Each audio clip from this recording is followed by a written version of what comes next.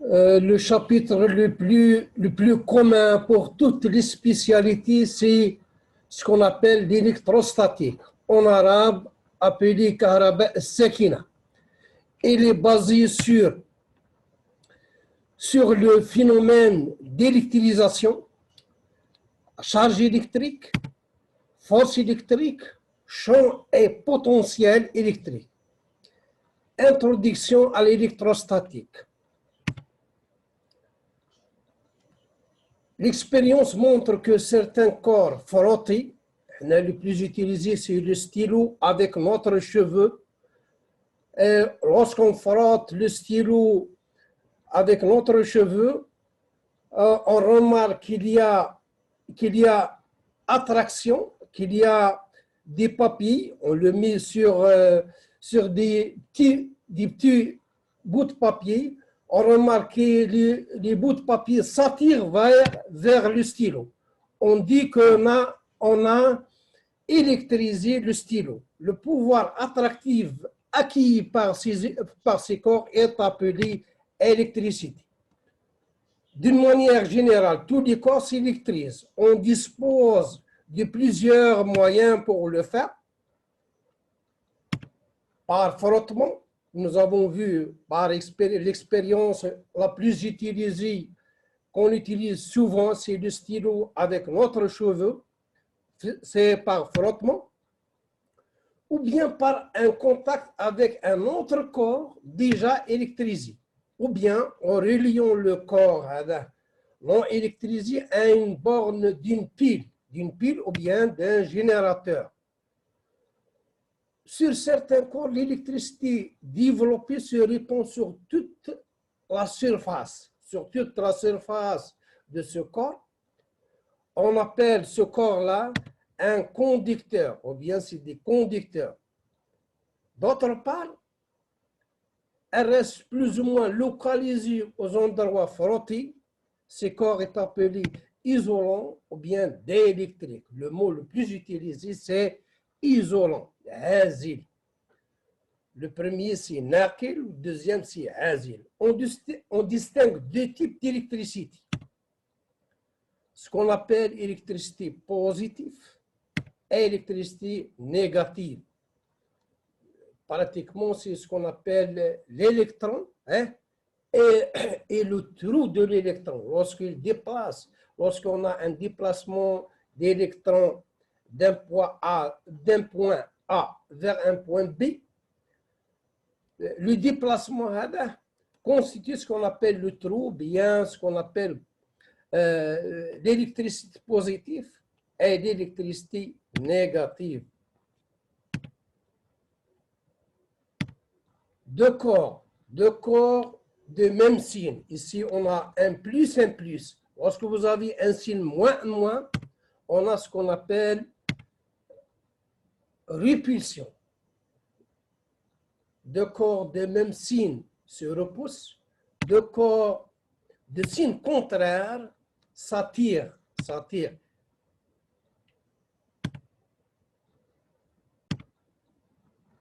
Voici ici un corps possédant des quantités égales des charges positives et négatives est dit électriquement neutre, ou bien, d'une autre manière, la somme algébrique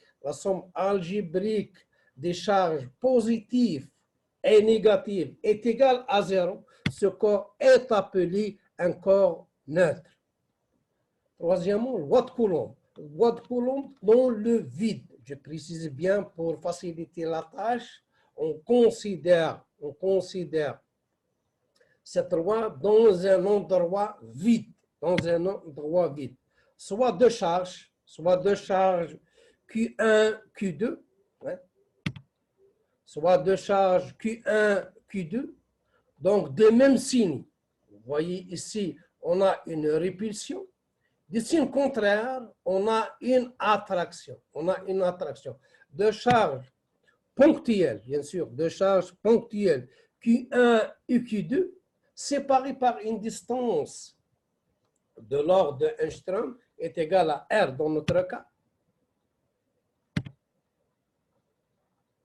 On veut déterminer cette force-là à quoi est égale.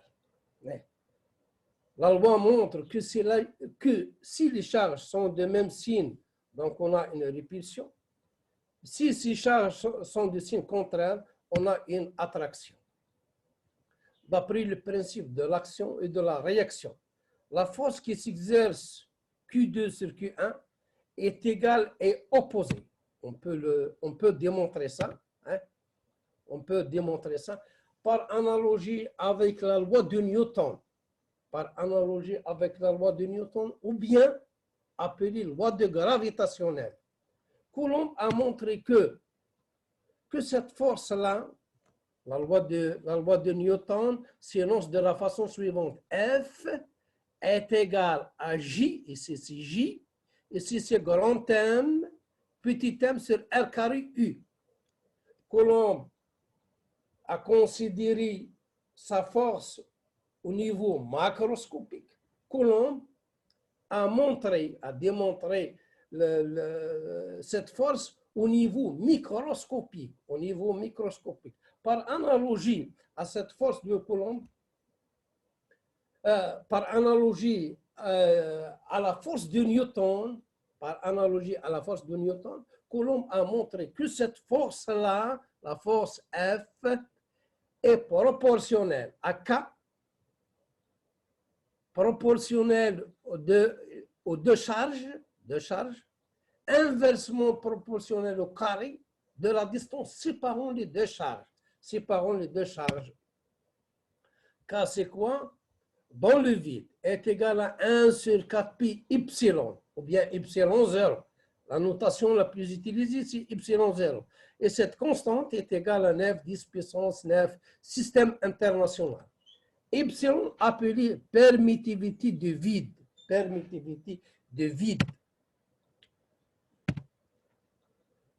Cette force de Coulomb, elle est applicable.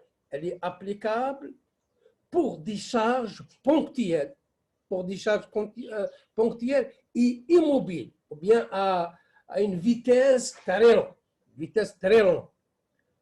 Donc, je répète, par analogie à la force gravitationnelle de Newton, Coulomb a montré que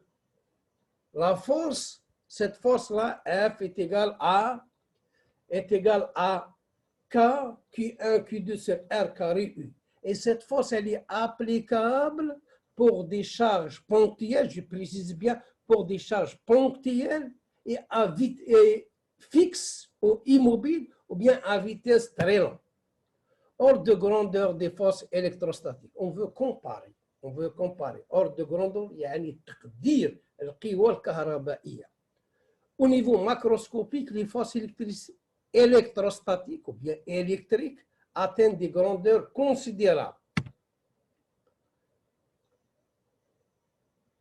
Voici un exemple. On va prendre un exemple d'un proton et d'un électron dans un atome d'hydrogène. Donc, vous avez un proton et un électron. Donc, dans ce cas-là, on a une attraction. Q, c'est la charge en valeur absolue du proton, qui est égal à 1,6 10 puissance moins 19.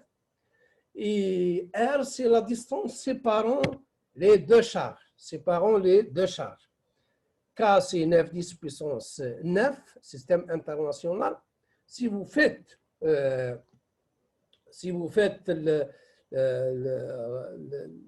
l'opération, vous trouvez que cette force F, force électrique ou bien appelée force de Coulomb.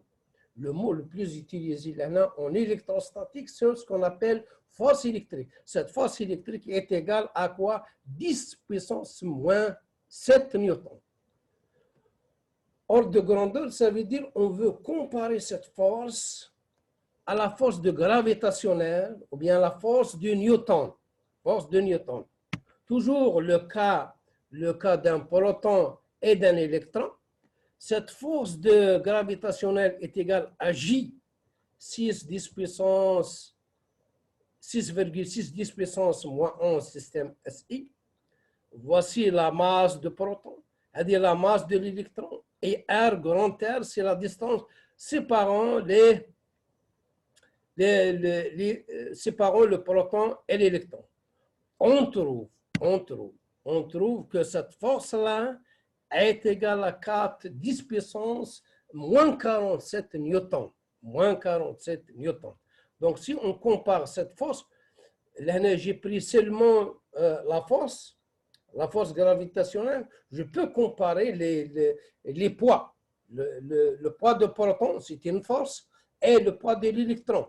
On va trouver que cette force F est très, très grande devant le poids et devant le poids de proton, le poids de l'électron, et devant la force gravitationnelle. Ces forces-là sont négligeables devant la force électrique. Et c'est pour cela qu'on s'intéresse souvent à la force électrique.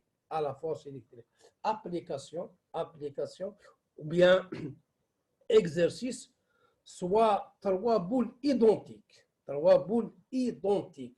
Lorsque je dis identique, ça veut dire même charge. Même charge. A et B sont fixes, distantes de D et portent des charges respectives. Q et Q', de même signe. Lorsque j'entends même signe, nous avons vu ça au paragraphe 1, hein, deux charges de même signe, il y a répulsion, deux charges de signe contraire, on a une attraction. Donc, 3 charges A, B, C, ou bien QA, QB, QC. Hein. A et B sont fixes, hein, et portent des charges Q et Q'. C peut se déplacer entre A et B, se déplace librement. Initialement neutre. Qu'est-ce que ça veut dire neutre? Ça veut dire que la charge QC est nulle. Je suis ici de faire une synthèse pour cet énoncé-là. On l'amène en contact de A et on l'abandonne. La question, c'est déterminer sa position d'équilibre.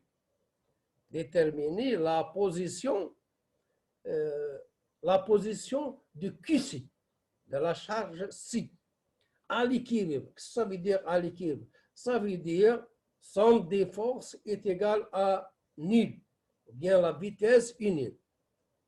On admettra que les boules sont ponctuelles. Bien sûr, on considère dans notre cas que les charges sont ponctuelles. Ici, là, j'ouvre une parenthèse. J'ai donné ça comme question d'examen. Lorsque on l'amène en contact, j'ai donné ça comme examen, deux charges, Q1 et Q2. Ils ont des valeurs. Q1, c'est donné, Q2, c'est donné. On les met en contact, on met les deux charges en contact, puis on les sépare. La question, déterminer les nouvelles charges. Déterminer, c'est une autre question. Là, vous voyez, on l'amène en contact de A et on l'abandonne. L'exercice, il est composé de 2 exercices. Là, je répète, on a Q1 ou on a Q2. On connaît Q1, on connaît Q2. On a les valeurs de Q1 ou on a la valeur de Q2. On le met en contact, en contact. Puis on le sépare. La question, c'est quoi? Déterminer les nouvelles charges du Q1, nouvelles charges du Q2. Comment on fait? C'est simple et facile. Il y a un Q1 plus Q2 sur 2. Qui diront en contact, puis on le sépare, il y a aussi des charges égales. À quoi est égale la charge? C'est simple, vous mettez Q1 plus Q2 sur 2. Dans notre cas,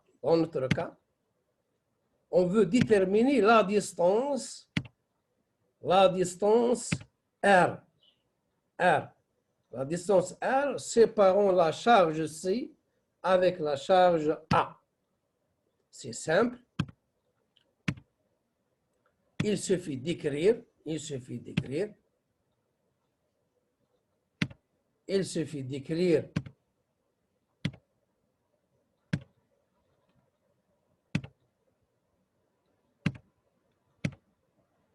il suffit d'écrire soit R, c'est la distance séparant A et C. Donc, on connaît la distance AB. Donc, BC, c'est quoi? C'est D moins R. À exercer aussi une force F1. Une force F1. F1, c'est quoi? F1, je répète, F1, nous avons vu le colombe. F1, c'est la force. C'est la force créée par QA, par A, sur D. Sur D. Je répète, F1, c'est quoi? C'est la force créée par QA sur QC, bien sûr. Si. Maintenant, F2, c'est quoi? F2, c'est quoi? F2, c'est quoi? C'est la force créée par QB sur C. Sur C. À l'équilibre, qu'est-ce que ça veut dire à l'équilibre? Ça veut dire que F1 au module est égal à F2. F1 est égal à F2. Donc, il faut écrire c'est quoi F1 au module et c'est quoi F2. Je répète, F2 c'est quoi? F2 c'est la force créée par cette charge QB sur QC. Ou F1 c'est quoi? C'est la force créée par Q1 sur QC. Donc, vous mettez F1 au module est égal à F2. Lorsque je mets F1 sans vecteur, ça veut dire module. Donc, voici F1 à quoi est égal. Et voici F2 à quoi est égal. Vous mettez F1 est égal à F2 et on détermine la valeur de R. La valeur de R. Deuxième application.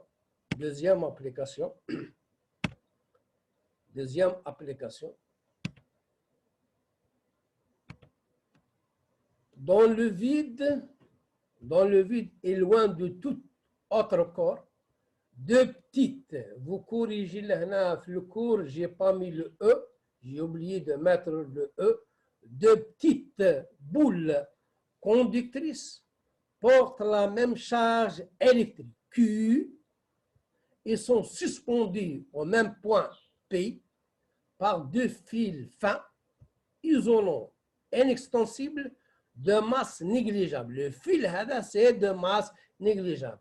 Et même longueur, telle que PM est égal à PM, est égal à 0,4. C'est aussi des masses 0,4 grammes. 4 grammes, calculer la question, c'est calculer la charge en valeur absolue. L'astuce réside ici, ici vous avez l'angle, c'est donné, pi sur 3. Donc l'astuce réside ici, c'est l'angle à la base sont égaux. Pourquoi sont égaux? Parce que vous avez PM est égal à P1. L'astuce réside ici, PM est égal à P1. Donc les angles à la base sont égaux. Les angles à la base sont égaux. Donc est égal à P sur 3. Je suis en train de faire une synthèse. La masse de chaque boule, c'est 3 grammes, pardon. Et à l'équilibre, l'angle, cet angle est égal à P sur 3. Donc, je répète, l'astuce réside ici. Le fil Pn est égal à Pm. On déduit que les angles à la base, cet angle est égal à cet angle.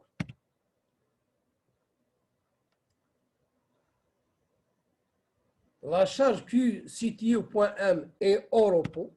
Lorsqu'on dit hors repos, ça veut dire que la somme des forces est nulle.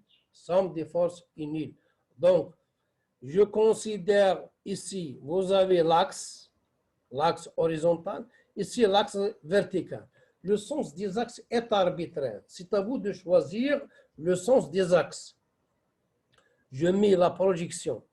C'est la même chose. Lorsque vous mettez ici votre repère sur N ou bien sur M. on va trouver le même résultat. La question, je répète, c'est déterminer la charge de Qn et Qm. Donc, vous faites la projection sur cet axe, l'axe horizontal et l'axe vertical. Donc, des forces Fm, F, Fn ou bien Fm. C'est la tension, ici c'est le poids. Somme des forces est égale à nul, vecteur nul. Je fais la projection de Fm, Tm et Pi. Donc, voici, vous trouvez moins F lorsque je mets F son vecteur pour dire module. Voici la projection sur l'axe horizontal et voici la projection sur l'axe vertical. Et vous trouvez à partir de ces deux équations, l'inconnu c'est quoi? C'est Q. C'est Q. Hein? Donc, Q est égal en valeur absolue mj sur racine.